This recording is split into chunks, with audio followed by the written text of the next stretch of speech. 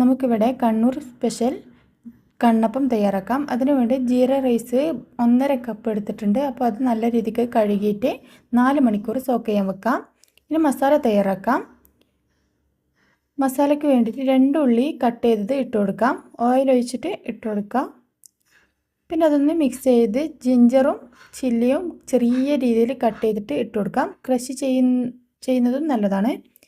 ഇനി അതൊന്ന് മിക്സ് ചെയ്തതിന് ശേഷം മസാലപ്പൊടികൾ ചേർക്കാം. ഉപ്പ്, മഞ്ഞൾപ്പൊടി, ഗരം മസാല, കുരുമുളക് പൊടി ഇവയെല്ലാം ചേർത്ത് അതിൻ്റെ പച്ചമണം മാറ്റിയെടുക്കുന്നത് വരെ നല്ലോണം വാട്ടിയെടുക്കാം.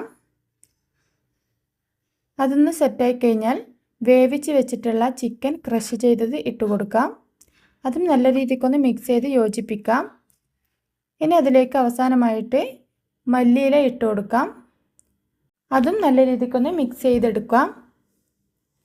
മസാല ഇവിടെ റെഡി ആയിട്ടുണ്ട്. ഇനി ഇതിനു വേണ്ടിയിട്ടുള്ള ബാറ്റർ തയ്യാറാക്കാം. 4 മണിക്കൂറിന് ശേഷമുള്ള ജീരക റൈസ് ഇട്ട് കൊടുത്ത് അതിൽ 1/2 കപ്പ് തേങ്ങയും എഗ്ഗും സാൾട്ടും ഇട്ട് കൊടുത്ത് ആവശ്യത്തിനുള്ള വെള്ളവും ഒഴിച്ച് മിക്സാക്കിയെടുക്കാം, അരച്ചെടുക്കാം. ഇതേപോലെ അരച്ചെടുത്ത് ഇഡ്ഡലിത്തട്ടിലേക്ക് ഓയിൽ സ്പ്രെഡ് ചെയ്യാം. ഇനി ഒരു 1/4 ഭാഗം മാവ് ഒഴിച്ചു കൊടുക്കാം. ഇനി അതിൻ്റെ മേലെയായി മസാല ഇട്ട് കൊടുത്ത് അതിൻ്റെ മുകളിലായിട്ട് കുറച്ച് മാവ് ഒഴിച്ചു കൊടുക്കാം. ഇനി ഇത് ചൂടായ ഇഡ്ഡലിത്തട്ടിലേക്ക് വെച്ച് കൊടുക്കാം. ഇനി അതൊരു 5 മിനിറ്റ് അടച്ചു വെച്ചാൽ ഇത് വെന്ത് കിട്ടും. ഇപ്പോൾ ഇതാ അടിപൊളി സോഫ്റ്റ് കണ്ണപ്പം ഇവിടെ റെഡി ആയിട്ടുണ്ട്. മറ്റൊരു വീഡിയോ ആയി വീണ്ടും കാണാം.